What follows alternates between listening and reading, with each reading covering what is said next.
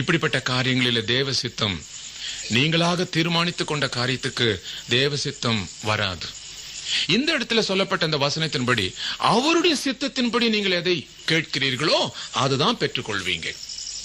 அப்போ ஜெபிக்கிறதுக்கு முன்னாடி இது அவருக்கு பிரியுமா, இந்த இணைப்பு அவருக்கு இஷ்டமா இருக்க முடியுமா, இந்த தொடர்பு நான் செய்திருக்கிறேன்னு இது அவருக்கு சித்தமா இருக்குமா அப்படின்றத அப்பவே நீ ஆரம்பத்திலே நீ கேட்டு, அது அவருக்கு சித்தம் இல்ல, அது அவருக்கு பிரியமில்லாத காரியம்ன்றது வசனத்தின் மூலியமாகவும் உன்னுடைய உள்ளத்திலே காணப்படுகிற அந்த குற்றமில்லாத அந்த சந்தோஷத்தை நிமித்தமாக நீ உறுதிப்படுத்திக்கோ. ஒரு காரியத்தை நீ செய்யும் போது உள்ளத்துல குற்ற உணர்ச்சி இருக்குமானாக்கா நீ தயவுசெய்து அதை இன்னொரு தடவை நீ பரிசோதனை செஞ்சு கொள்றது உனக்கு நல்லது. திருமணம் கட்டம் அதுதான் கர்த்தருடைய ஒழுங்கு. அந்த ஒழுங்குக்குள்ள வரும் வரைக்கும் உன்னை நீ கட்டுப்படுத்திக் கொள்வது நல்லது.